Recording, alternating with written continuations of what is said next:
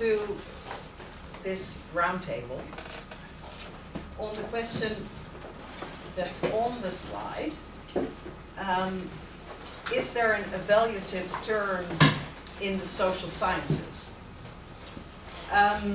It's a deliberately broad question, but we thought it would make for a good debate between our four panelists who have either made significant contributions to the social study of evaluation or contributed to developing evaluation as a practice of the social sciences. So worked on the contribution that social sciences can make to wider evaluative practices and cultures in society. We have invited each of the speakers to give a 5 to 10 minute opening statement, and after that we'll open it up for discussion. And we will start with David Stark, Professor of Sociology at Columbia University and also professor here in the Center for Interdisciplinary Methodology at Warwick. Thank you, Marcia. I have a PowerPoint, and that's not incompatible with being informal. So I take it that we're supposed to be informal, and I will try to do that. But I'm going to need to do this because I want to talk about something I've been thinking about. I guess it relates to the problem of the evaluative term in the social sciences, but more and more valuation takes place through competition. And I'm interested in the relationship between competition and competitions. So competitions as events that have a beginning, a middle, and an end, that have a declared winner. And what is the relationship between competitions, like these pie competitions, beauty contests, rankings of firms on the basis of their greenness, and so on, and competition. Okay, and so we've had a series of conferences, and we're starting to work on this. And one of the things that we started with in one of them was a little 2x2 table, which I hope comes here. And I do this not because I'm interested in producing typologies, but sometimes typologies are interesting to start and then you take them apart. So the goal of this project is not to come up with a typology of competitions and competition, but it's just a starting point. So we're going to think about non-economic, or maybe even better if we call them non-business, because, for example, sport activities are part of the economy. They could be thought about as a big business, but you'll get the idea. We can have sort of economic competitions, and non-economic, and they can be head-to-head or triadic, and I'll explain that in just a moment. So head-to-head in the field of like a sports competition would result in a score. Infamously, what sort of not exactly equally embarrassing for all parties of Brazil, Germany, right? Results in a score, head-to-head competition. But we also have triadic competition, which is that you have one or more actors who are competing for a third. In front of a third, in front of an audience, here a score, 7.1, 6.8, 7.3, a jury, a referee who is not just adjudicating the action if you break the rules or not, but yields a score. And we can have cumulations of scores, and they lead to league rankings and so on. We can have accumulations of scores of wins and losses, of victories and whatnot.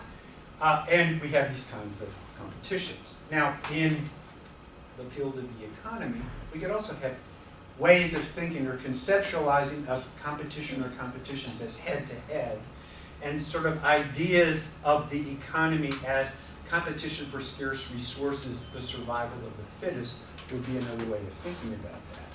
But probably a more more interesting way of thinking about a lot of competition that happens in the economy is the notion of a Zamilian competition, in which Zimmel most importantly said that competition is not like there are two actors in exchange or transaction, but two parties competing for the favor of a third, winning a customer, and so on.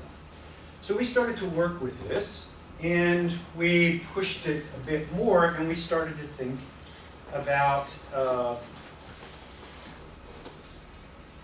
competition as a set of specific practices, whether those be in the economy or in sports or wherever, and moved instead to think about competitiveness. So a key paper for us was a chapter that Will Davies, who's at Goldsmiths, contributed. It was from his book, in which she's expanding the idea, well, because expansion to me, the idea of neoliberalism. So for Davies, you could have an author, Oliver Williamson, Ronald Coase, Schumpeter, for example, who would not be necessarily thinking about markets. Williamson and Coase, for example, are thinking about different types of organizations in their, as Davies calls them, in their neoliberal analysis, because they would be pointed to favorably by these theorists because they promoted competitiveness. It wasn't that they were a market only, because markets are not the only way of doing competition, right?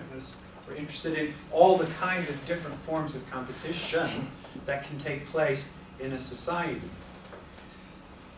So we then started to think, well, what if you had a model, you were a social theorist, and you began and started from the idea that competition, a la competitiveness, was such a fundamental process of human activity that you could use it as the basis for understanding the dynamics of any given field.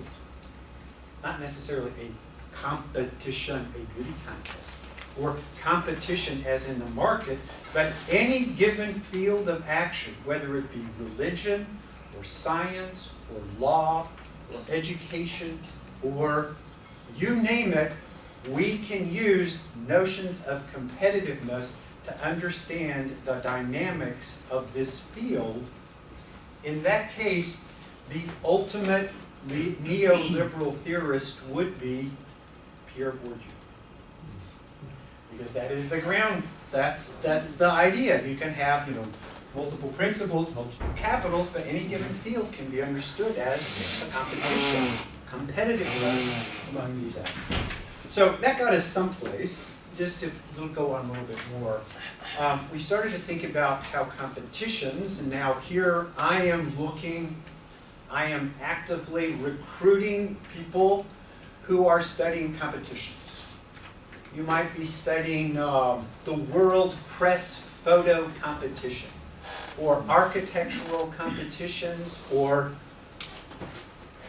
the competitions of scientists for grants, or the competitions of contests, not grants, but for the driverless car, hackathons.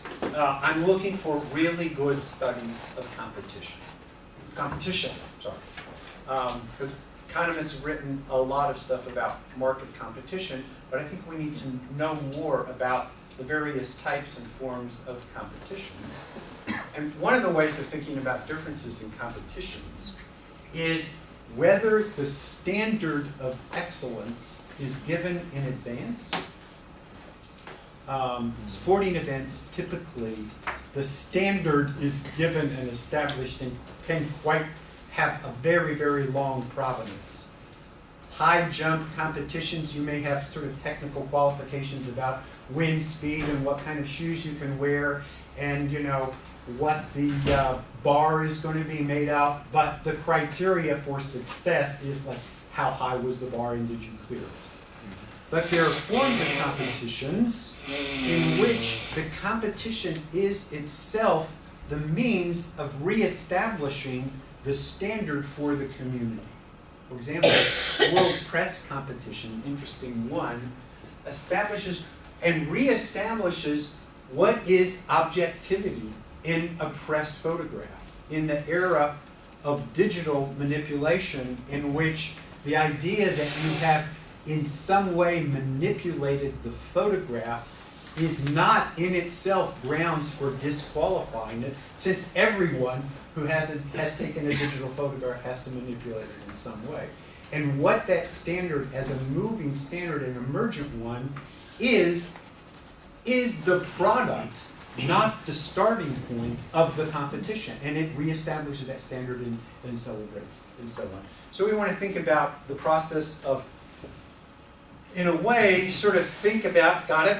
In a way as, oh my goodness, I'm jet lagged and a name escapes me, but the guy, Von Hayek, who said markets are a great search. They're a really good way to discover solutions. How is it that competitions, as a way of valuation, might be ways of discovery? So, something to think about. Thank you. Thank you, David. So we'll move straight to our second speaker, which is Steve Fuller, sociologist here at the University of Warwick. Okay, so this is quite a broad question, and I would start by saying that my own research project of social epistemology has been one that always has had a kind of evaluative orientation to begin with, and in this regard, but when we talk about an evaluative orientation, I think we need to make a distinction, because I think it's usually clear, but sometimes not, and that is between it's between whether you are actually putting forward the criteria, you yourself are putting forward the criteria by which the evaluation is taking place, or whether you are evaluating something on the basis of somebody else's criteria. Okay? And so a lot of stuff that gets called evaluation research is of the latter quality, right? Where the client sets the ends, the client sets the criteria, and then you come in and you sort of do the job. Okay, and I think that there's a sense in which this distinction, nevertheless, is a very important one to keep in mind, because I think what there's a lot less discussion of, or maybe even interest in, is in the first type, where in some sense one participates in creating the criteria by which things are then evaluated. Okay, and so when we, and so if we're talking about, what makes the good society, what makes a good body of science, things of that kind. I mean, it's one thing to say we've got exemplars that we can point to in the past that are examples of this thing, but we often like to get away just with doing that. In other words, we don't like to actually talk about what are the standards that are supposedly upheld by these exemplars that we can then, use as a kind of rule basis. And so in that respect, we try to get a kind of non-normative way out of what is fundamentally a normative problem, because we don't want to ourselves explicitly commit to any kind of ends or worldview or something like this that might be informing the evaluation. Okay? And I think that is a very problematic thing, because of course if academics, including social scientists, aren't actually participating in the creation of the ends and the standards by which evaluation takes place, then of course other people are more than happy to fill the vacuum and to hire you, right? Right? They'll save you the trouble of having to think about the ends and things. They'll give you the ends, and then you can use all of your wonderful methods, that are peer-reviewed and all the rest of it, and you can deliver the goods that are required. And to a large extent, the radical success of social science in a neoliberal regime is due entirely to this, right? The extent to which academics do not participate in the construction of ends, right? And in this regard, I would say, there's one way to interpret this so-called evaluative term, especially if you connect it with neoliberalism and the audit culture and all that, as a kind of laundered reintroduction of value neutrality. In a strange kind of way. In a way, the evaluative term could be seen as a form of value neutrality, because the social scientists themselves aren't really very much agents in the creation of the ends or the standards, okay? And I think this is quite a problematic sort of situation for social scientists to be in, and in a way it ought to be addressed in a much more explicit kind of way.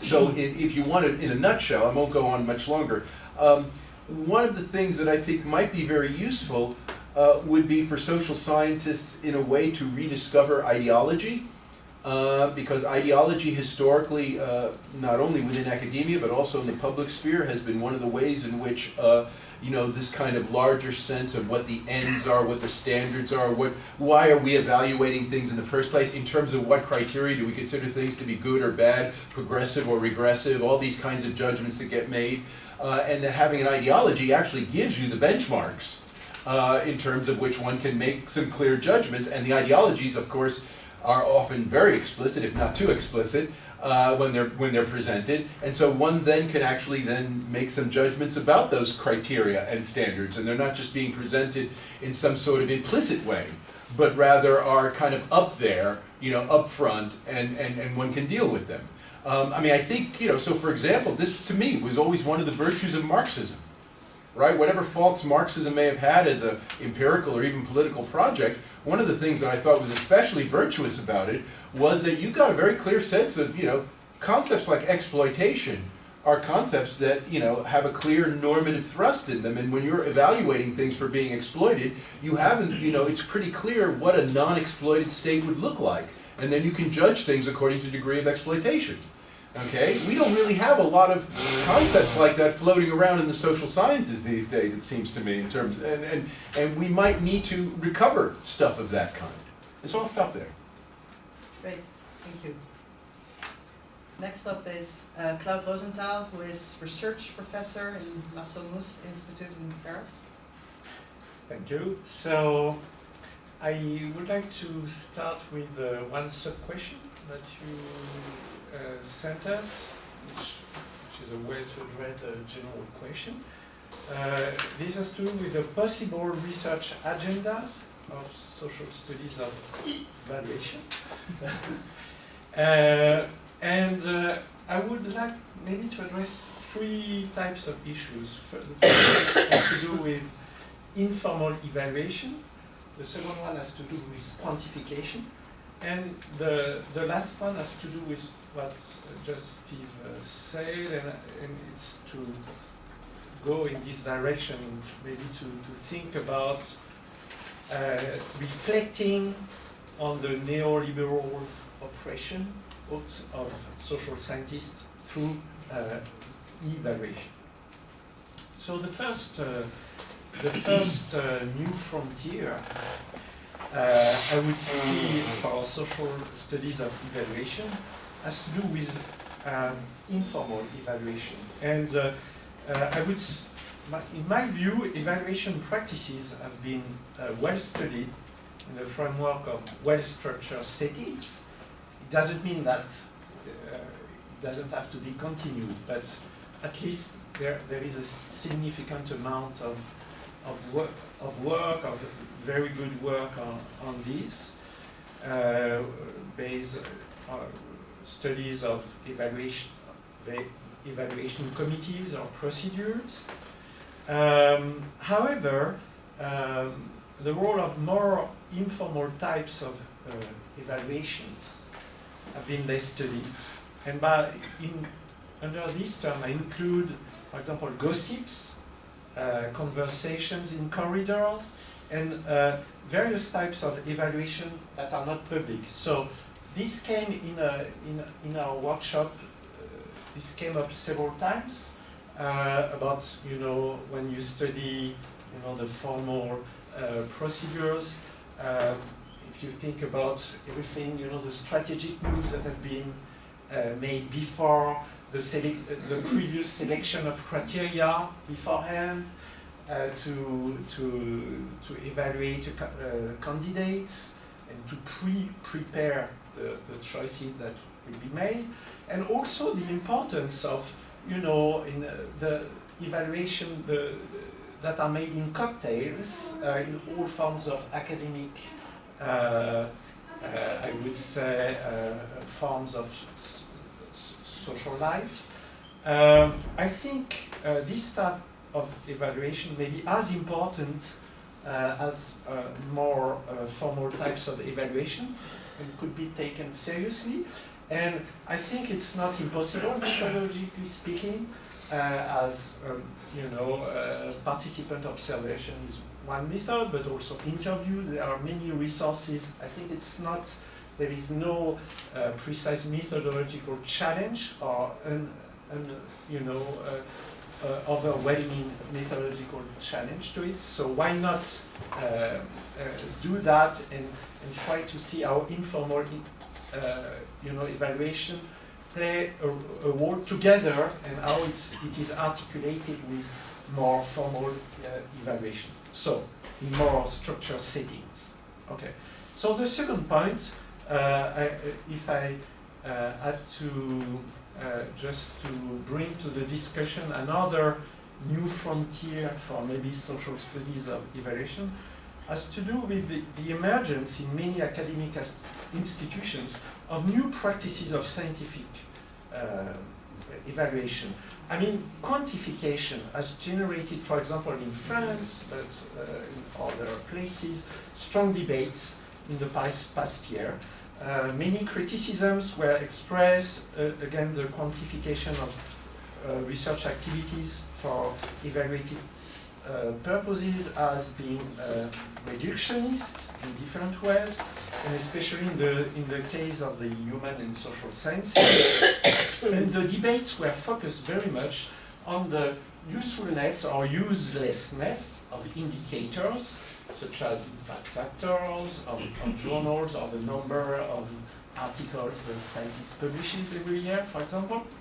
And I think that these debates missed a very important shift in the way research evaluation is conducted nowadays, especially in various technological research domains, but perhaps also more and more in other scientific domains that rely on the use of computers. And this includes also social science using big data. This shift has to do with the increased use of what I see as the increased use of public demonstrations of technology, which are also called demos, for evaluative purposes. And this is quite maybe, just to say a word, what is a public demonstration of technology? Just think, for instance, about Steve Jobs' demos of Apple products, and it will give you a first idea about this type of practice. I think that this trend is relatively invisible to social scientists, but increasingly visible in other scientific fields, where scientists are pushed to produce demos and demos play a very important role. If you think, for example, of European programs of research, the standards of evaluation are also, you are pushed to produce success stories. I'm sure, I don't know if Johannes has already prepared his own success stories. Anyhow, there are also demos, which are very important. And they have many interesting features for evaluators. They don't require much time. I will be very quick on that. They don't require much time for busy managers and bureaucrats who want to assess a research project. So they generally last just a few minutes, for a few minutes. They may be seen as more pleasant than long reports by evaluators who don't like to read. It has to do with the reading cultures. They may be seen as more pleasant even than sets of figures by evaluators, set of dry figures. They are more interactive and playful, and also evaluators may easily think they are able to grasp the ins and outs of the research project they need to evaluate, thanks to demos. So the list could be, developed further. However, demos are black boxes that are highly problematic in many respects, especially in the case of the social and human sciences, which have to do with especially hermeneutics, for instance. And I think that the increasing use of demo practices should therefore be considered as an issue which is at least as important as the quantification of research activities. And also, I think they not only should be systematically investigated, but they should be part of current public debates about the appropriate means of assessments of science and technology. So the stakes and impact should not be undermined by the scientific community. So perhaps, as Steve has already started the discussion, I will stop with this second point, and maybe during the discussion we can go further on the last one. Thank you. So our next speaker is Michel Lamont, who's professor of sociology at Harvard University. Who's going to use a mic for reasons that you will understand very quickly. So the question that is being asked of us is a little bit of an empirical question.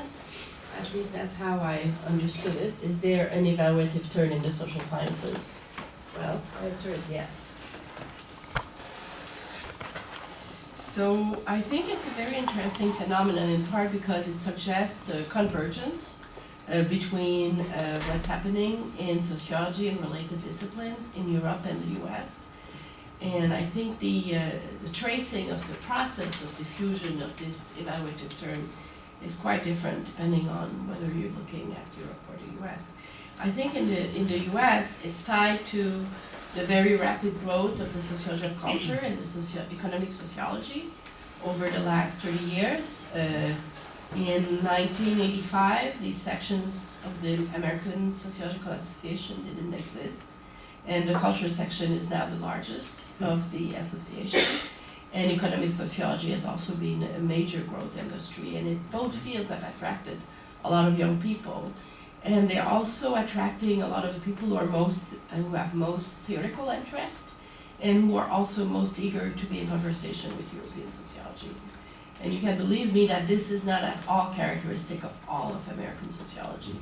Many American sociologists who study mostly what I call the meat and potato fields, racism, poverty, immigration, all the social problems, are not as much oriented toward conversing with their European counterparts.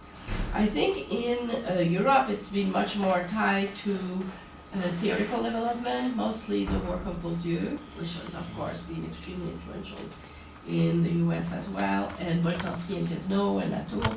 And evaluation is at the center of the work of all these scholars. And we've had over the last few years several edited books that can be read as markers of this period of growth. The edited book by Beckert and Muslin, Hutter and Stark, the book I did with Charles Kamick and Neil Gross, are all attacking evaluation from a different perspective. And you've also had other theoretical development, particularly in the sociology of institutional logics and culture and cognition, that are full of very, very relevant for studies of evaluation. I think a lot of what has characterized these literatures is the fact that it's a little bit of a free-for-all, and that many contributions are not theoretical contributions.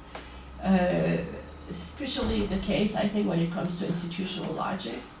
There's been tons of studies that say, oh, here's an institutional logic, and here's another one, and here's another one.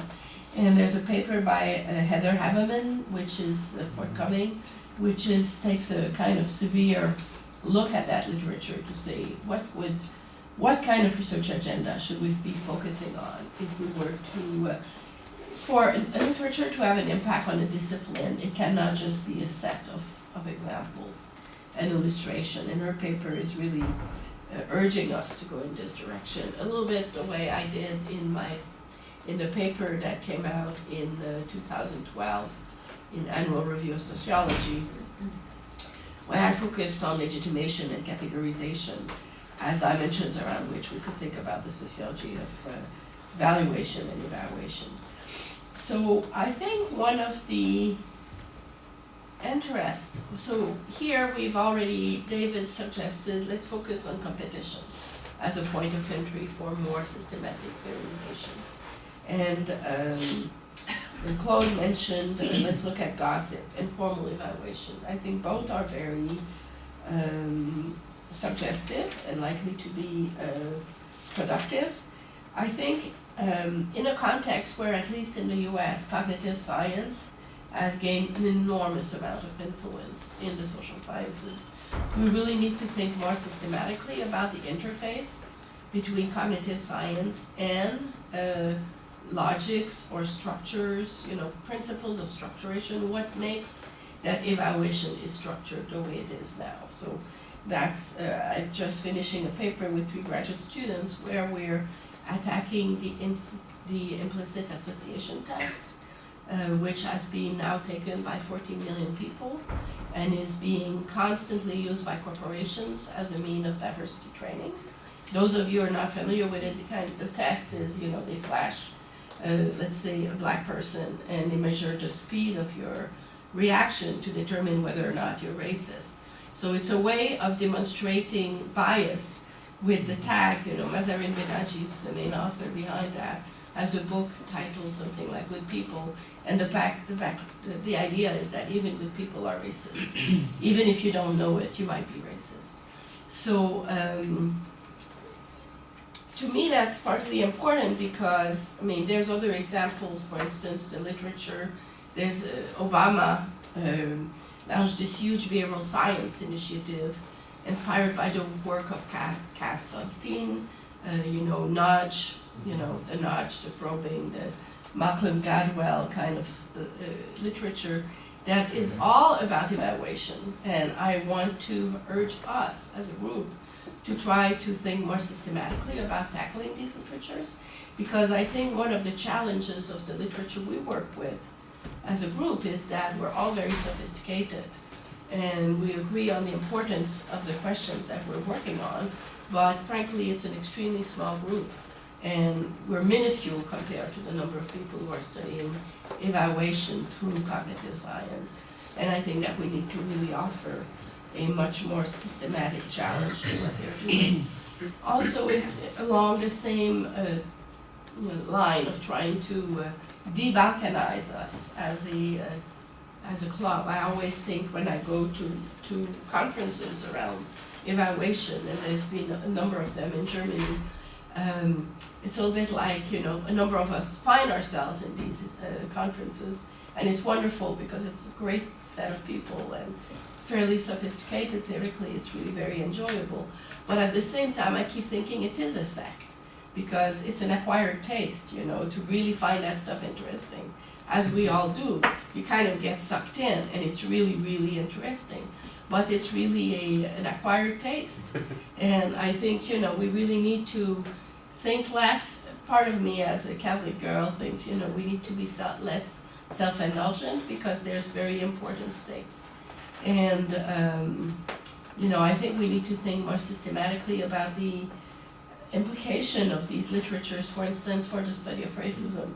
That's partly what the talk that I'm going to be giving this afternoon is going to be about. You can very much think about anything having to do with bias as contributing to the literature on evaluation, and anything having to do with cultural membership, the evaluation of immigrants, the stigmatization of the poor, etc.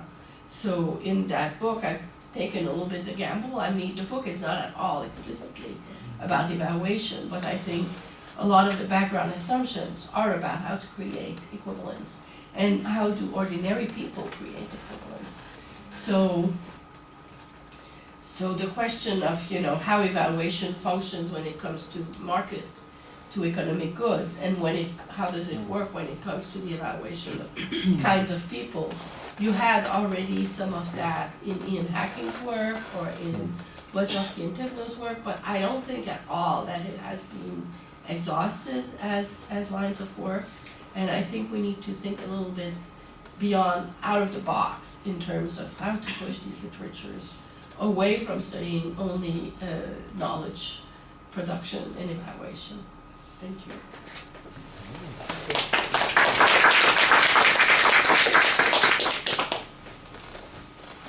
Yeah, before opening it up to everyone, I wanted to give each of you an opportunity to respond to the others. So maybe we go back to our first, just, it's not at all obligatory, but if there's anything you would like to respond to. Sure. First, just a comment to Claude, because I really like what you said about demos and their importance in as evaluative situations. But you grouped it under part 2, which is new practices of quantified valuation. And I didn't understand that connection. So it seemed like a non sequitur to me. It seemed like a whole different, that these were two quite different kinds of things. Unless you thought about like a kind of demo, which would be a big data demo, which could be very interesting to think about. So I think that, and I want to respond to Michelle. You know, I really agree that the big thing for sociology to deal with is cognition. The grant I have from European Research Council is exactly to do that. And we've got 3 different domains, and we're interested in thinking about cognition as a social process, not as this, less as a process in the brain, and as something that is distributed across actors and objects. So the first part of that is to think about error detection. And we think about error detection as something that happens in somebody's mind, or we could think about it as an individual level process, or we could think about error detection as taking place in a group. So the starting study is one I did with Sheen Levine and Charlotte Bakens, who's our postdoc here now. We're pursuing this more. Was very simple experiment in which we had traders who were familiar with finance, who were trading for real money, and one set of traders were ethnically homogeneous, and the other set of traders were ethnically diverse. And the ethnically diverse traders outperformed the ethnically homogeneous, because ethnic diversity contributes to error detection, because ethnic homogeneity promotes conformity. So we're able to show that. And we're pursuing that further. Now, other parts, like, in a way, I think about this attention network thing as a study in cognition. Because I'm thinking about cognition, again, less as an individual thing and as socially distributed. So my ability to be a better performing actor may depend on the network location. Who are my interlocutors? Who am I observing? Who's observing me, and so on. And I'm specifically saying that this is what we need is a sociology of cognition. Yeah. Thank you. Steve? Well, what to say? It's interesting that you brought up the cognition thing, because it seems to me one of the things that it does do, at least prima facie, given the way in which cognitive scientists think about matters of evaluation, is it reduces evaluation to a kind of discrimination task. Okay, and there again, that might be fine as a way of thinking about evaluation if you already presume that there are criteria and standards and ends and so forth that aren't being questioned, and then you can talk about how do you discriminate between various states within whatever criteria one's got. But if we're talking about the meta-level question about where the values come from that are the basis for the evaluation, there's still a very open question, and I'm not sure the sociology of cognition is actually, really oriented toward talking about that kind of thing. The other thing I was very struck by, because I must admit I was a little bit kind of at sea in terms of what exactly was the scope of this question you were asking, because the first thing that came to mind, because when Michelle was answering the question, she quite clearly focused on this field called sociology of evaluation, which is a kind of niche field, as she pointed out. But I guess I came into this thinking about the field that's called evaluation research. which is part of social psychology generally, broadly speaking, and it's been around for a long time. And I'm just wondering, is there any interaction between the sociology of evaluation and this more kind of field from the Cold War era that's been around for a long time called evaluation research?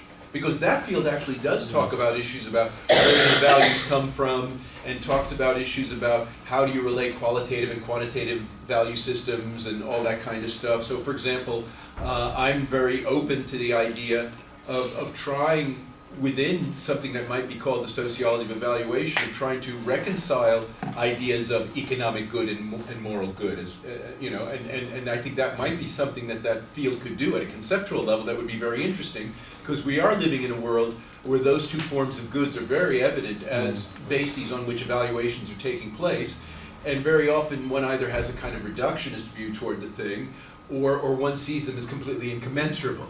And it seems to me either of those options are kind of unappetizing. And so there might be a kind of interesting conceptual task there about trying to come up with some kind of hybrid notion of a kind of moral and economic good. Thanks. Claude. First, an answer to perhaps to David.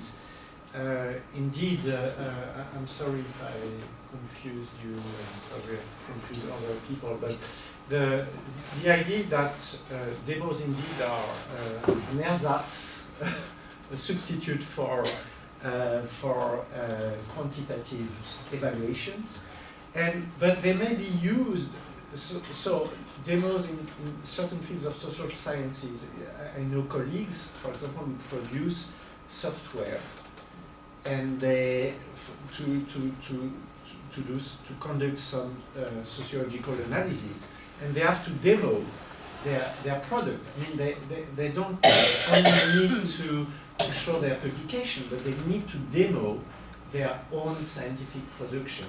And certainly, since computers are more and more used, and perhaps Norte would have something to say. I don't know whether she needs to also to do some demos about how she uses her software to conduct analysis of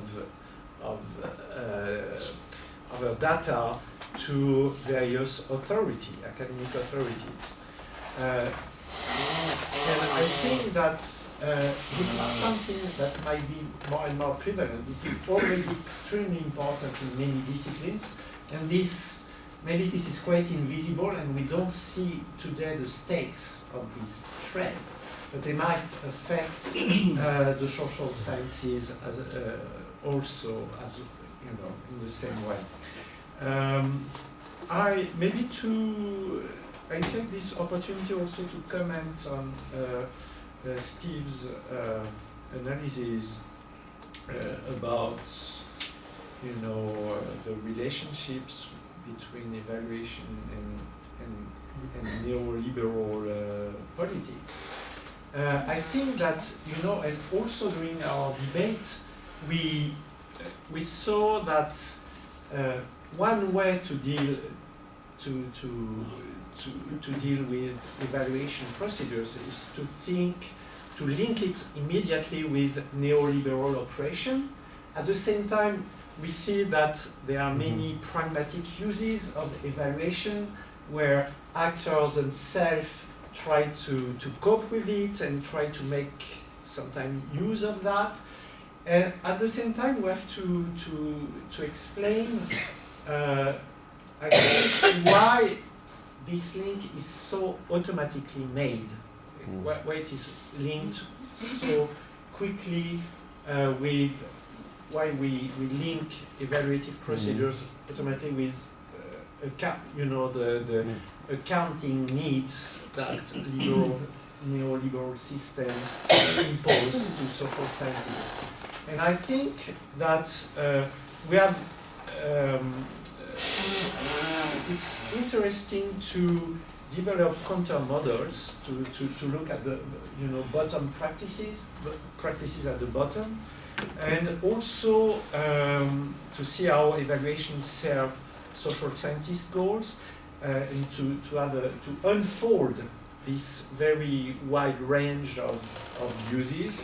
And also, I think it's interesting to reflect on why we, at the same time, there is this very widely shared feeling that there is something not good about it, and why we don't feel at ease. And certainly one way to think about that is to think about the fact that it is reductionist, that we use criteria that may be reductionist, and we might not, many people might not, social scientists may not feel at ease with that, but also because accumulation itself, we had this discussion, related discussion about Marx yesterday, precisely putting things on a scale like money, not only changes the values, but it reverses the values. So if we take Marx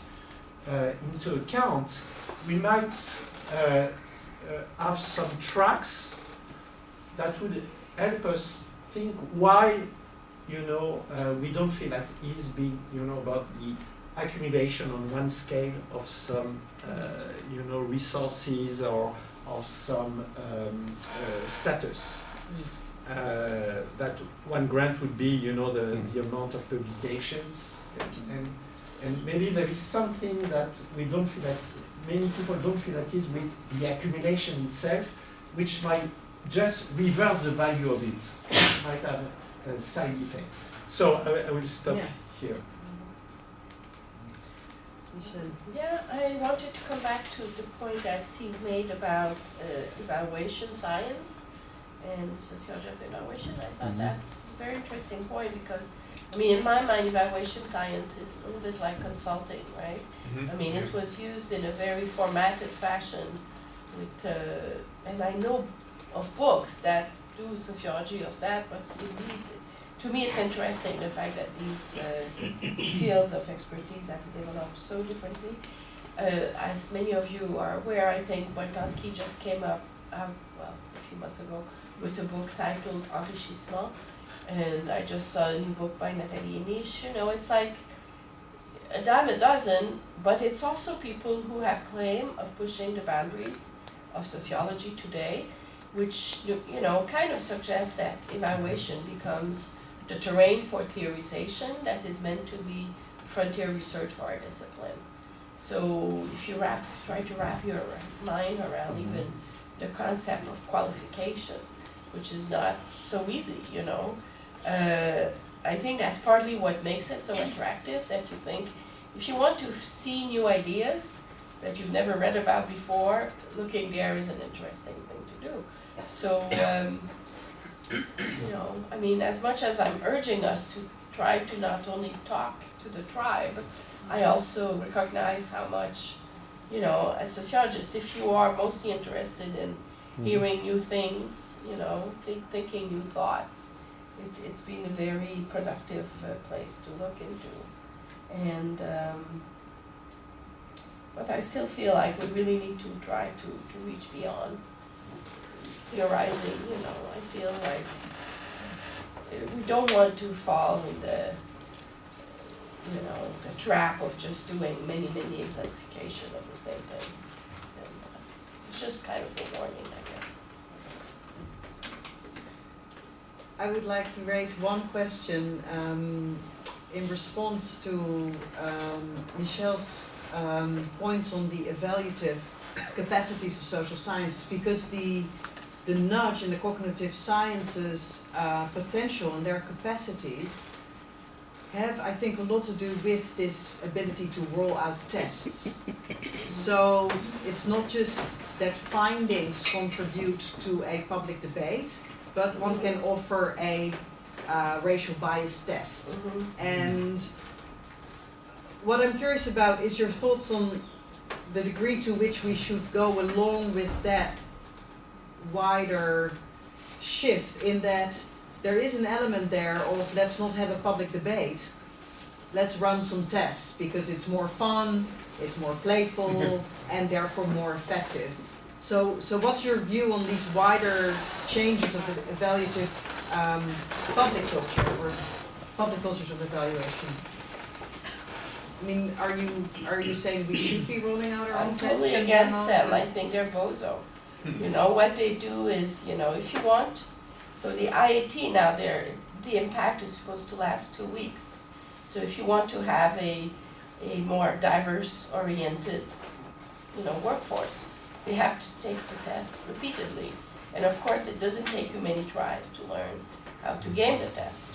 And, you know, I have colleagues at Stanford, they have a social psychology lab, and they're creating all kinds of things that are meant to help students, Stanford students, who are of working class background, so that they will feel that they belong